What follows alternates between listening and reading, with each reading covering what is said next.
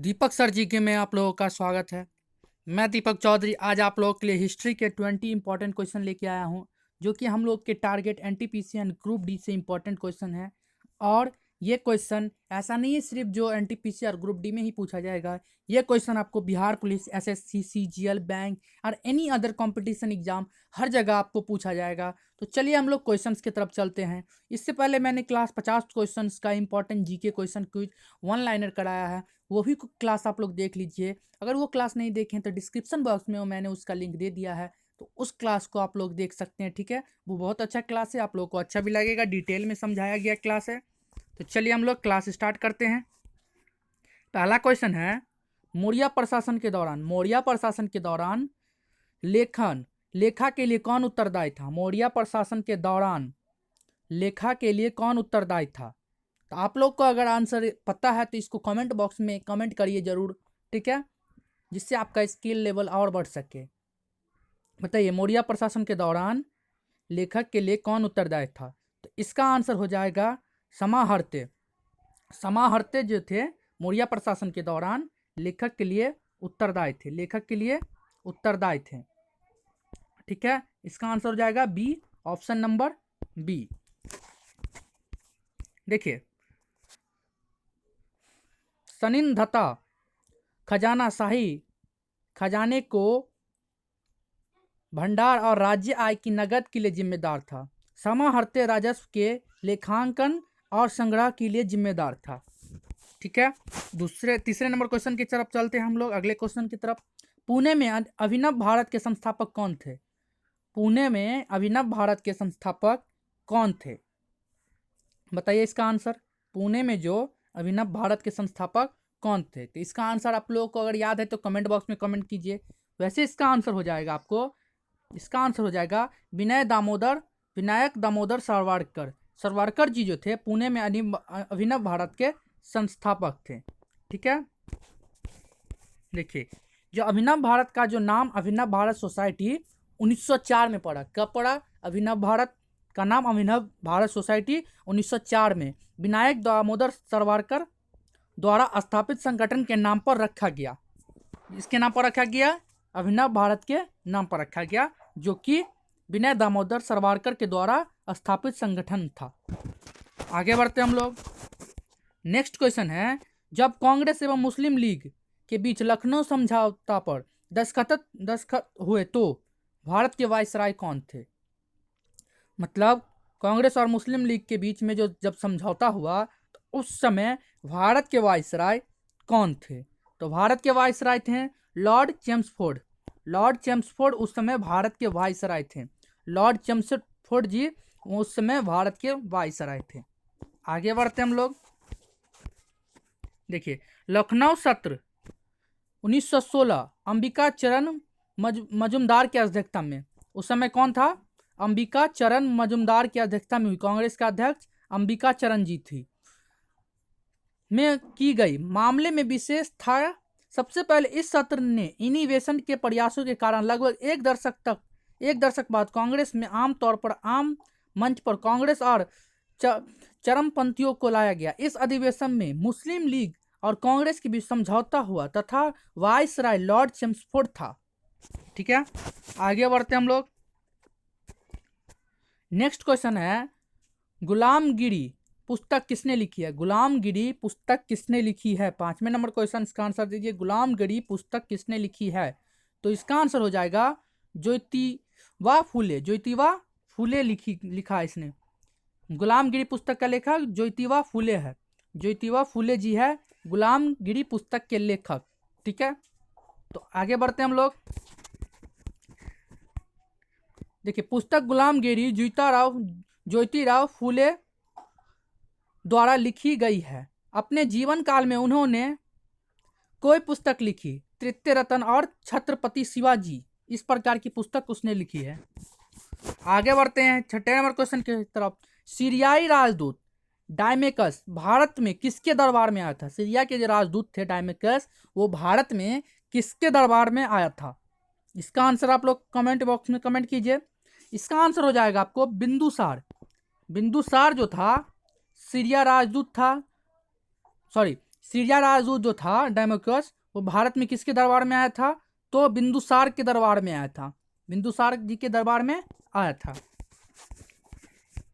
देखिए, सीरिया शासक एंटियोकस ने डेमोक्रस को बिंदुसार की अदालत में एक राजदूत के रूप में भेजा था, राजदूत के रूप में भेजा था। 7वां नंबर क्वेश्चन है, जब चौरी चौरा की घटना हुई तो उस समय भारत के वायसराय कौन था? उस समय भारत के वायसराय कौन था? तो उस समय भारत के वायसराय लॉर्ड रीडिंग थे। लॉर्ड रीडिंग उस समय भारत के वायसराय थे। जब चौरा चौरी की घटना हुई तो उस समय भारत के वायसराय लॉर्ड रीडिंग जी थे, लॉर्ड रीडिंग। आगे बढ़ते हैं हम लोग 8वें नंबर क्वेश्चन की तरफ। जब चौरा चौरी की घटना हुई थी उस समय भारत के वायसराय लॉर्ड रीडिंग थे। चौरा चौरी उत्तर प्रदेश के गोरखपुर जिले में चौरी और चौरा घटना 5 फरवरी 1922 को हुई थी। कब हुआ था? 5 फरवरी 1922 को हुआ था। नेक्स्ट क्वेश्चन है, किसे अंग्रेजी कविता का जनक कहा जाता है? किसे अंग्रेजी कविता का जनक कहा जाता है? तो अंग्रेजी कविता का जनक जो कहा जाता है आपको, जोफ्री चार्सर को, जोफ्री चार्सर को अंग्रेजी कविता का जनक कहा जाता है। जोफ्री चार्सर को अंग्रेजी कविता का जनक कहा जाता है। आगे बढ़ते हैं हम लोग। जोफ्री चार्सर, जिसे अंग्रेजी साहित्य के पिता के रूप में जाना जाता है, को व्यापक रूप से मध्य युग का सबसे बड़ा अंग्रेजी कवि माना जाता है, सबसे बड़ा अंग्रेजी कवि माना जाता है। आगे बढ़ते हैं हम लोग।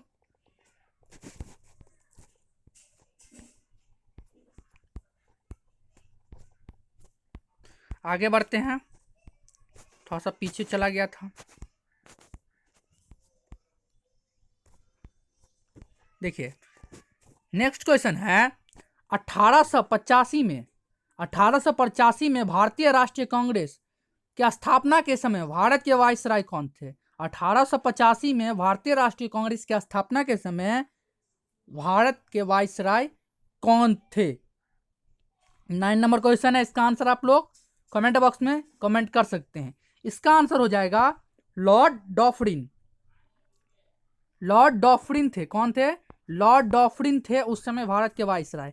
यहाँ से एक क्वेश्चन होगा, जो भारतीय राष्ट्रीय कांग्रेस की स्थापना कब हुई? तो 1885 में हुई। उस समय भारत के वायसराय कौन थे? तो लॉर्ड डॉफरिन थे। ठीक है, आगे बढ़ते हम लोग। देखिए, भारतीय राष्ट्रीय कांग्रेस की स्थापना 1885 में लॉर्ड डॉफरिन के समय हुई थी। A.O. ह्यूम भारतीय राष्ट्रीय कांग्रेस के संस्थापक थे। कौन थे? A.O. ह्यूम भारतीय राष्ट्रीय कांग्रेस के संस्थापक थे। आगे बढ़ते हम लोग। 10 नंबर क्वेश्चन है, तबाकत ई अंसरी पुस्तक के लेखक कौन है? तबाकत ई नासरी पुस्तक के लेखक कौन है? तबाकत ई नासरी पुस्तक के लेखक कौन है? इसका आंसर आप लोग कमेंट बॉक्स में कीजिए। तो इसका आंसर हो जाएगा आपको मिनहाज उस सिराज थे। कौन थे? मिनहाज उस सिराज थे इसका आंसर। नेक्स्ट क्वेश्चन चलते हैं 11 नंबर क्वेश्चन की तरफ हम लोग। 11 नंबर क्वेश्चन बोल रहा है, सुल्तान नासरी उद दिन के नाम पर तबाकत न अंसरी मिनहाज ए सिराज जुजानी द्वारा फारसी में लिखी गई इस्लामी दुनिया का एक विस्तृत इतिहास है और 1260 में पूरा हुआ था। कब हुआ था? 1260 में ये पूरा हुआ था। जरासंध और बृहद्रथ को किसका संस्थापक माना जाता है? किसका संस्थापक माना जाता है? 11 नंबर क्वेश्चन है। इसका आंसर हो जाएगा मगध का संस्थापक माना जाता है। इसे मगध का संस्थापक माना जाता है। आगे बढ़ते हैं हम लोग।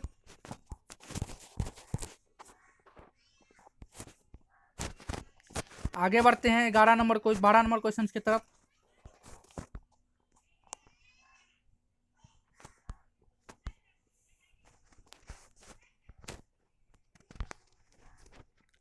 देखिए, कुतुबुद्दीन ऐबक के बाद दिल्ली का सुल्तान कौन बना? कुतुबुद्दीन ऐबक के बाद दिल्ली का सुल्तान कौन बना? 12 नंबर क्वेश्चन है।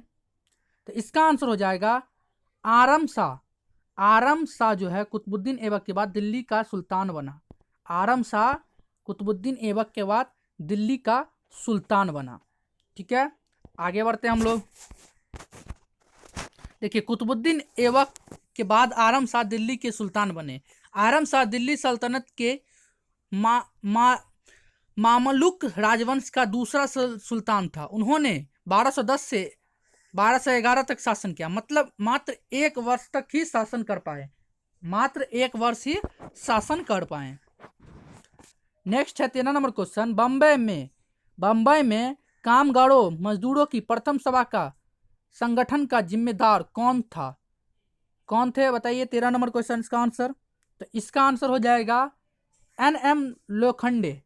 एन लोखंडे जी थे। कौन थे? एन लोखंडे जी थे। एन लोखंडे जी। नेक्स्ट चलते हैं हम लोग। नेक्स्ट है नारायण मेघाजी लोखंडे भारत में श्रम आंदोलन के अग्रणी थे। उन्हें न केवल 19वीं शताब्दी में कपड़ा मिल हाथों की कामकाजी परिस्थितियों में सुधार के लिए याद किया जाता है, बल्कि जाति और सांप्रदायिक मुद्दे पर उनकी साहसी पहलों के लिए भी याद किया जाता है। नेक्स्ट है 14 नंबर क्वेश्चन, भारतीय राष्ट्रीय कांग्रेस की स्थापना के समय भारत के राज्य सचिव कौन थे? राज्य सचिव कौन था बताइए 14 नंबर क्वेश्चन। तो इसका आंसर हो जाएगा आपको option number D, Lord Churchill थे। कौन? लॉर्ड चर्चिल थे। लॉर्ड चर्चिल थे उस समय भारत के वायसराय और भारत के सचिव, राज्य सचिव कौन थे? लॉर्ड चर्चिल थे। लॉर्ड चर्चिल थे। आगे बढ़ते हम लोग। भारतीय राष्ट्रीय कांग्रेस भारत में व्यापक रूप से आधारित राजनीतिक पार्टी है और 1885 में स्थापित भारतीय राष्ट्रीय कांग्रेस के संस्थापक A.O. ह्यूम और भारतीय राष्ट्रीय कांग्रेस से पहले अध्यक्ष बोमेश चंद्र बनर्जी थे। कौन थे? बोमेश चंद्र बनर्जी थे। भारतीय राष्ट्रीय कांग्रेस के पहले अध्यक्ष बोमेश चंद्र बनर्जी थे। आगे बढ़ते हम लोग।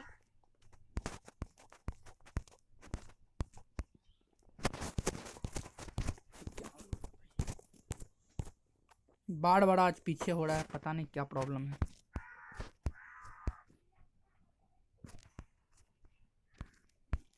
नेक्स्ट क्वेश्चन है, सिंधु सभ्यता का सबसे बड़ा भारतीय स्थल कौन सा है? सिंधु सभ्यता का सबसे बड़ा भारतीय स्थल कौन सा है? तो इसका आंसर हो जाएगा राखीगढ़ी। सिंधु सभ्यता का सबसे बड़ा भारतीय स्थल राखीगढ़ी है। कौन सा शहर है? राखीगढ़ी है। राखीगढ़ी है, ठीक है। आगे बढ़ते हम लोग। सिंधु सभ्यता की सबसे बड़ी भारतीय साइट राखीगढ़ी है या घग्गर नदी के नजदीक हरियाणा में स्थित है। हरियाणा में स्थित है। आगे बढ़ते हम लोग। 16 नंबर क्वेश्चन है, लॉर्ड रेडिंग के वायसराय रहने के दौरान निम्नलिखित घटनाओं में से कौन सी घटना नहीं हुई थी? इसमें से कौन सी घटना नहीं हुई थी? तो इसका आंसर वेरी इजी है। आप लोग अगर ध्यान से अगर पहले का क्वेश्चन देखे होंगे तो आप लोग समझ गया होंगे। जो सविनय अवज्ञा आंदोलन लॉर्ड रीडिंग के समय नहीं हुआ था। सविनय अवज्ञा आंदोलन लॉर्ड रीडिंग के दौरान नहीं हुआ था, ठीक है। आगे बढ़ते हैं हम लोग। ये काम लॉर्ड रीडिंग के दौरान आयोजित हुए। देखिए कौन कौन से काम जो लॉर्ड रीडिंग के टाइम में आयोजित हुए वो भी हम लोग देख लेते हैं। प्रिंस ऑफ वेल्स ने भारत 1981 ये काम हुआ। रोलेंट एक्ट 1919 का पूर्ण मिलन और आपराधिक कानून संशोधन अधिनियम। मोपला विद्रोह 1921। लंदन और दिल्ली 1927 में सिविल सेवा की एक साथ परीक्षाएं।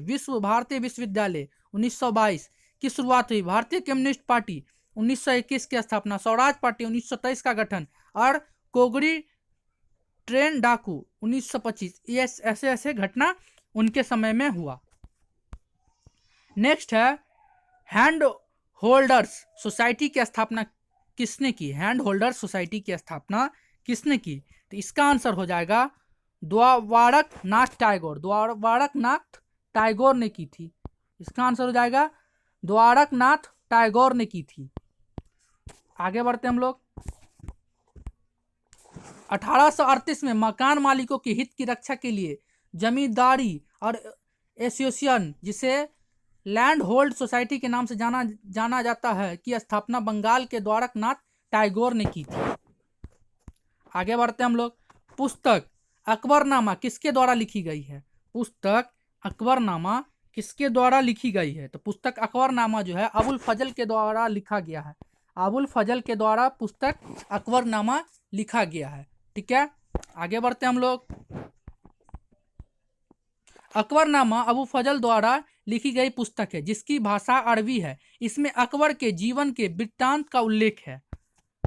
ठीक है, आगे चलते हैं हम लोग 19 नंबर क्वेश्चन की तरफ। निम्न में से किस सिख गुरु ने अमृत शहर की आधारशिला रखी है?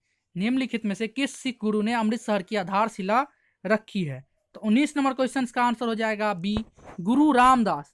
किसने रखी है? गुरु रामदास ने रखी है। गुरु रामदास ने रखी है।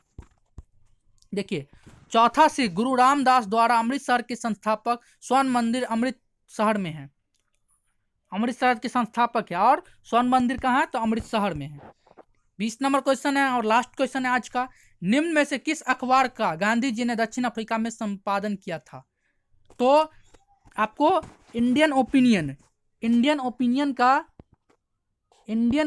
का गांधी जी ने संपादन किया था। इंडियन ओपिनियन का दक्षिण अफ्रीका में संपादन किया था। और भारत में यंग इंडिया का संपादन किया था। और गुजरात, शायद गुजरात के नाम से एक और किया था। देखिए, इंडियन ओपिनियन पत्रों को 1903 में दक्षिण अफ्रीका में गांधी जी द्वारा स्थापित किया गया था। बाद में उन्होंने भारत में यंग इंडिया और नवीन और गुजरात समाचार प्रकाशित किया था। ठीक है, देख लिए, ये था कुछ इंपॉर्टेंट क्वेश्चन। आशा करता हूँ क्लास आप लोग को अच्छा लगा हो। अगर अच्छा लगा हो तो लाइक एंड सब्सक्राइब करें। ठीक है, और क्लास को इसी तरह आप लोग प्यार देते रहें और देखते रहें। क्लास को शेयर कीजिए जितना हो सके। तो आशा करता हूँ क्लास अच्छा लगा हो। Thank you so much. जय हिंद, जय भारत।